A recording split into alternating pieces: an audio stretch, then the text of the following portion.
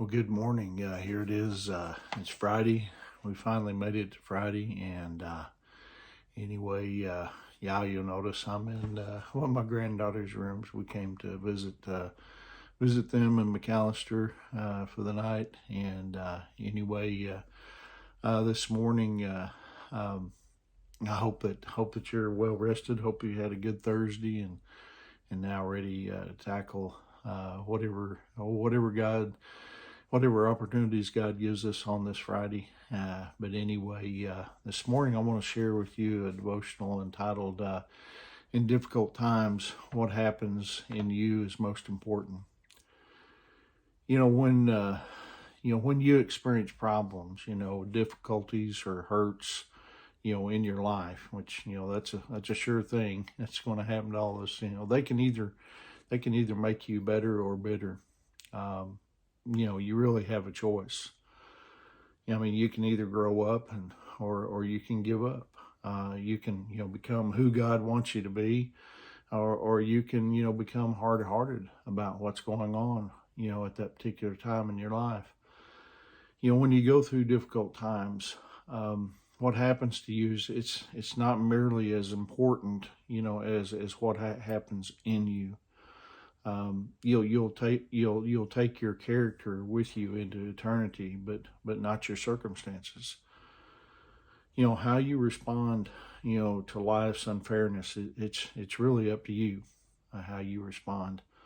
And that's why you want to decide right now what you're going to do. I mean, you're not going to perfectly know, but at least have a plan. Acts chapter 27 teaches three responses to avoid in those times of trial, and from them, I believe we can learn how God wants us to respond. Instead, first of all, don't drift, stay focused. In Acts chapter 27 verse 15, it says, "The ship was caught by the storm and could not head into the wind, so we gave way to it and were driven along." The ship carrying Paul and other prisoners to Rome was in the middle of the Mediterranean Sea and hadn't seen the sun for 14 days. They couldn't get any bearings, and so they started to drift. When some people face difficulties, they start drifting through life. They have no goal, no purpose, ambition, or dream. Today we call this coasting.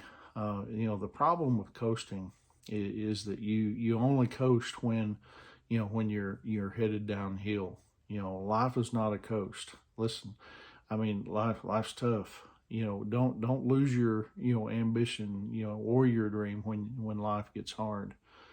Secondly, don't discard. Hold on. In the same chapter in Acts 27 verse 18, it says, "We took such a violent battering from the storm that the next day they began to throw the cargo overboard." The men in charge, they needed to lighten the ship. And so they threw, the cargo overboard, followed by the tackle and the food. Because the storm was, so overwhelming, you see, they were discarding things that they needed. When you get in a storm and the stress becomes unbearable, you may start abandoning, values and relationships that you would normally hold on to, in better times. You might say, "Well, I'm giving up on my marriage," or I'm giving up on this dream of going to college, or whatever that might be. But you see, God says, start, stay with the ship. God uses difficult situations to change people. It's rarely God's will, for you to run from the difficult situation. See, God wants you to learn, grow, and develop, and He's there with you all the time. And then finally, don't despair. Hope in God. We in Acts 27 verse 20, it says, "We finally gave up all hope of being saved." After 14 days, and after giving up their cargo, tackle, and food, the passengers, they gave up hope. But they'd forgotten one thing. You see, even in a storm, God is in control. He hasn't left you. I mean, you may not feel him, but listen, if you feel far from God, guess who moved? Listen, it wasn't God that moved. You have moved. You see, God is with you in the storm, and He's going to help you go through whatever that storm may be. And on the other side of the storm, listen, you'll find that He's grown your character, and He's deepened your faith.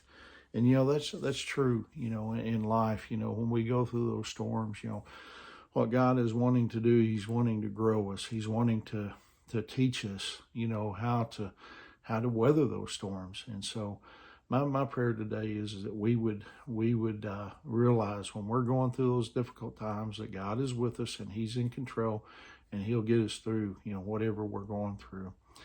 But anyway, hope that's of a good encouragement here on this Friday. Hope you have a great weekend. As always on Friday, I like to tell you, if you find yourself near Hydro on Sunday morning, we would love for you to come worship with us at Hydro First Baptist Church.